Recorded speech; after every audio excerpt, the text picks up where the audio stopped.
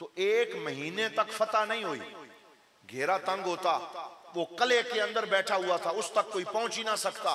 मुसलमान शहीद होते रहे। हजरत अबू बकर सिद्दीक ने खालिद बिन वलीद सैफुल्लाह, हजरत खालिद बिन वलीद को कमांड दी कि आप जाके मुसलमा के खिलाफ जंग करें। हजरत खालिद बिन वलीद पहुंचे। 15 दिन तक फिर घेरा चलता रहा, फिर फतह नहीं हुई। 1.5 महीना गुजर गया, फतह नहीं हुई। तो हजरत खालिद बिन वलीद ने मीटिंग तलब की कि सोचें तो सही कि फतह क्यों नहीं हो रही। मुसलमानों को इतनी देर तो नहीं लगती, हम तो 2 दिनों में दुश्मन का खात्मा कर देते हैं। क्या वजह है कि फतह नहीं हो रही? तो क्या हुआ? सहाबा ने कहा कि जनाब मसला ये है, 2 मसले हैं। पहला मसला ये है कि हमसे हुजूर की कोई सुन्नत छूट रही। सोचें कौन सी सुन्नत छूट रही? तो कहने लगे जब से जंग पे आए हम मिसवाक नहीं करते। तो सिर्फ एक मिसवाक वाली सुन्नत छूटी और सहाबा को शिकस्त होना शुरू हो गई। जरा सोचें हम कितनी सुन्नतें छोड़ रहे हैं। हम तो सुन्नतों से दूर हो गए और मुसैलमा कज़्ज़ाब के खिलाफ जंग में फतह नहीं हो रही। तो ये मशवरा किया गया कि क्या वजह है, क्यों नहीं हो रही? तो कहा एक तो ये वजह है कि हम कोई सुन्नत छोड़ रहे हैं। तो कहने लगे एक सुन्नत हमसे छूट रही है कि हम मिसवाक नहीं करते। तो उन्होंने फौरन मिसवाकें बनाई। ये अल मवाइज़ वल एतिबार फी ज़िक्र अल खितत वल आसार, उसमें मकरीजी ने लिखा, मगाजी में वाक़दी ने लिखा और दीगर सीरत निगारों ने लिखा कि मिसवाकें बना के पूरा लश्कर मिसवाक करना शुरू हो गया कि हमसे ये सुन्नत हुजूर की छूट रही है सल्लल्लाहु अलैहि वसल्लम, इस वजह से फतह नहीं हो रही। तो जब पूरा लश्कर मिसवाक करने लगा तो मुसैलमा कज़्ज़ाब के सिपाही देख के डर गए। कहने लगे मुसलमान दांत तेज कर रहे हैं, कल हमें कच्चे ही चबा जाए, कल हमें नहीं छोड़ेंगे। तो डर गए, उस मंजर को देख के डर गए। तो जब हुजूर की एक सुन्नत पे अमल करने से दुश्मन पे इतना रोब तारी होता है तो हमें देखना चाहिए कि हम कितनी सुन्नतों को छोड़ रहे हैं। मुझे अपने शेख करीम हजरत ज़ियाउल उम्मत जस्टिस पीर मोहम्मद करम शाह साहब अल-अज़हरी रहमतुल्लाह अलैह का वो मंजर याद है कि जब आपके पास कोई ऐसा मुरीद या तालिब इल्म आता या पीर भाई आता जिसकी दाढ़ी ना होती तो आप कभी बोल के ये नहीं कहते थे कि दाढ़ी रखो, कि ये हुजूर की सुन्नत रखो। ये सूफिया का तरीका नहीं है, सूफिया अपने तरीके से तरबियत करते हैं। तो जब वो जाने लगता खामोशी से उसके चेहरे पे हाथ फेर देते, बस ऐसे कर देते। तो उसे ख्याल आ जाता कि यहाँ पे पीर करम शाह साहब के हाथ लगे हैं तो किसी वजह से लगे होंगे, तो उसे वो सुन्नत नसीब हो जाती। तो हमें सुन्नतों पे अमल करना है, छोटी बड़ी जितनी मेरे पाक नबी की सुन्नतें हैं कोशिश करें कि उनको जिंदा किया जाए और उनसे मोहब्बत की जाए और हुजूर के नक्शे कदम पे चलने की कोशिश की जाए। दूसरी बात जो उन्होंने की, उन्होंने कहा जनाब एक और मसला है कि जब मुसैलमा कज़्ज़ाब से हमारा आमना सामना होता है तो दाढ़ियां उन्होंने भी रखी हुई हैं, पगड़ियां उन्होंने भी बांधी हुई हैं, जुब्बे उन्होंने भी पहने हुए हैं और वो भी कलमा पढ़ते हैं जैसे आजकल कादियानी भी कलमा पढ़ते हैं, नऊज़ु बिल्लाह। तो समझ ही नहीं आती कि किसे तलवार से मारना है किसे नहीं मारना, अपने और बेगाने की तमीज नहीं होती। हम भी अल्लाह अकबर का नारा लगाते हैं और वो भी अल्लाह अकबर का नारा लगाते हैं, समझ नहीं आती कि किसे मारना है किसे छोड़ना है, क्या करें। तो सारे सहाबा ने मिलकर मशवरा किया कि कल जब दुश्मन से सामना होगा हम अपना नारा बदलते हैं, वो अल्लाह अकबर कहेंगे, हम कहेंगे लब्बैक या रसूल अल्लाह, हम कहेंगे या मोहम्मद या रसूल अल्लाह, या मोहम्मद या रसूल अल्लाह। जरा पूरे सारे मेरे साथ मिलके हाथ खड़ा करके बोलें या रसूल अल्लाह। इतने बड़ा इज्तिमा है और आपकी आवाज नहीं आ रही। ये जावरियां वाले अगर हुजूर का नाम मोहब्बत से नहीं ले सकते तो ये तो अच्छी बात नहीं है। जरा बोलें या रसूल अल्लाह, हाँ पता चले पूरा हाल गूंज जाए या रसूल अल्लाह। तो ये वो नारा है जो हजरत खालिद बिन वलीद ने लगाया, सहाबा ने लगाया और अपने और बेगाने की तमीज हुई। फिर खत्मे नबूवत पे उलमा ने पहरा दिया, मशाइख ने पहरा दिया, सहाबा ने पहरा दिया, अहले बैत ने पहरा दिया। बर्रे सगीर पाको हिंद में अगर हम देखें तो किस किस का मैं नाम लूं, हजरत पीर मेर अली शाह साहब वो हुजूर की बारगाह में हाजिर थे, उम्रा करने गए हुए थे, और वहां पर हुजूर ने उन्हें ख्वाब में तशरीफ ला के फरमाया, मेहरे अली, मेरे दीन और खत्मे नबूवत पे हमला बरे सगीर में हो रहा है, आप जाएं और जाके उसका मुकाबला करें। हजरत पीर मेर अली शाह साहब आए और अल्लाह ने उनसे वो काम लिया कि आपने कादियानियत के ताबूत में आखिरी कील ठोंक के रख दिया और उसको बिल्कुल खत्म करके रख दिया।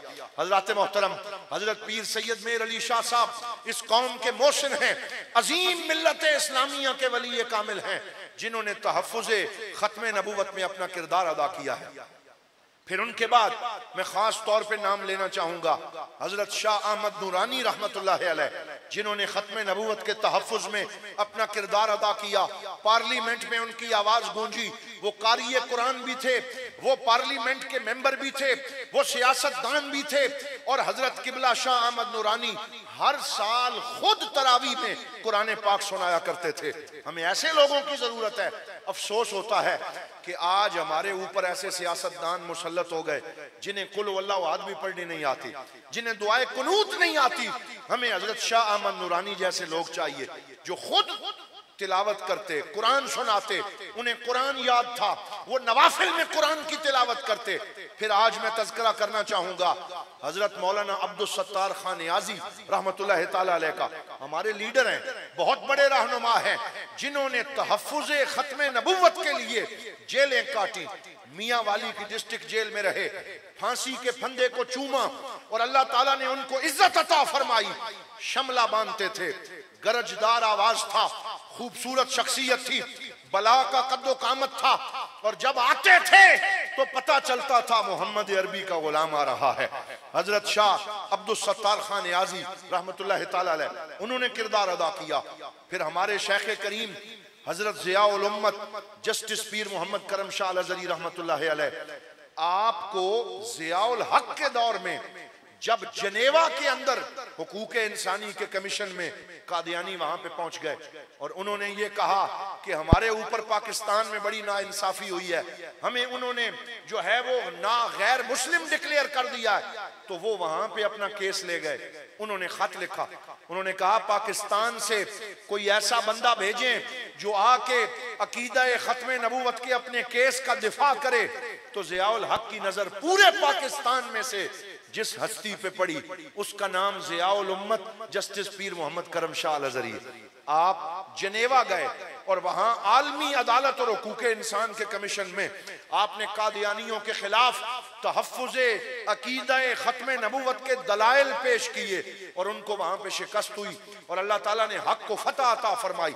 फिर इस साल के अंदर ये जो 2024 है, 2 दफा जो चीफ जस्टिस साहब ने फैसला दिया था उसमें सुकम और खराबी थी, 2 दफा समाअत हुई और हमारे उलमा तशरीफ ले गए और उसमें भी जितने उलमा ने किरदार अदा किया, चाहे वो तहरीके लब्बैक के कायदीन हो, चाहे वो मुफ्ती मुनीबुर रहमान साहब हो, वो गोल्ला शरीफ के उलमा हो, वो पीर सैयद हसीनुद्दीन शाह साहब हो, वो दीगर हमारे उलमा हो, हम उन सबको खिराज तासीन पेश करते हैं। लेकिन इस दफा भी मैं ये तहदीस नेमत के लिए कहना चाहूंगा कि ये सआदत एक मर्द फकीर के हिस्से में आई जो उम्रा करने के लिए हुजूर की बारगाह में हाजिर थे, जिनका नाम मुफ्ती शेर मोहम्मद खान हफिज़हुल्लाह ताला है, जो बेरा शरीफ के सदर मुफ्ती हैं। वो वहां गए हुए थे, सुप्रीम कोर्ट की तरफ से मैसेज आया 22 अगस्त को आप आके यहाँ जो है वो खत्मे नबूवत के हवाले से अपने दलाइल पेश करें।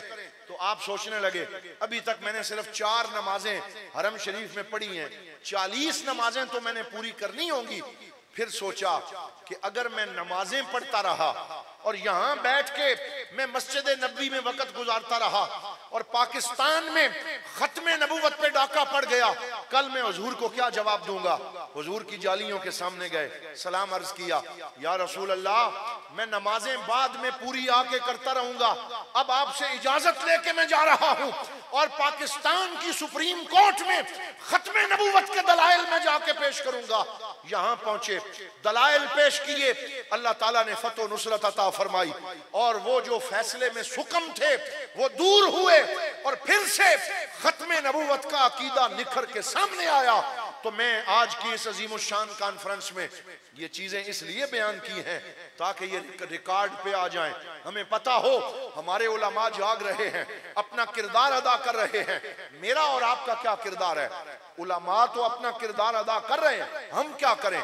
हमारा ये काम बनता है हम उलमा के दस्तों बाजू बने, हम मदारिस से जुड़े, हम अपने बच्चों को दीन के मदारिस की तरफ लेके आए, हम नमाजों की पाबंदी करें, हम कुरान की तिलावत करें, हम हुजूर पे दुरूद सलाम पढ़ें, हम दीनी तबके के साथ जुड़े रहें। आज सबसे बड़ा अलमिया हमारे मुआशरे का ये है कि दीन से दूरी हो रही है, मसाजिद और उलमा से लोग दूर हटते चले जा रहे हैं। कोई मुफ्ती गूगल से मसला पूछता है, कोई इंटरनेट पे जाके दीन के मसाइल देखता है और गुमराह होता है। मैं आपसे कहूंगा कि खैर इसमें है अपने मोहल्ले के अंदर जो आलम दीन मौजूद है, यहाँ बीरबल शरीफ का इदारा मौजूद है, यहाँ इदारा मोइनुल इस्लाम है, यहाँ साथ भेरा शरीफ है, इन इदारों से जुड़े रहें, अपने बच्चों और बच्चियों को इन इदारों में दाखिल करवाएं ताकि हमारी आने वाली नस्लों का दीन महफूज हो जाए और दीन पे कोई डाका ना पड़ सके।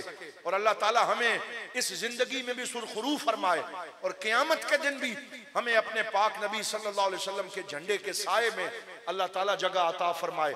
तो मैं आप सबका शुक्रगुजार हूँ। ये बहुत खूबसूरत तकरीब है और अभी आप मिस्र और तंजानिया के मशहूर कुराए किराम और पाकिस्तान के कुरा रात से तिलावत सुनेंगे। तिलावत सुनने से दिलों का मैल दूर होता है, आंखें रोती हैं तो साफ होती हैं।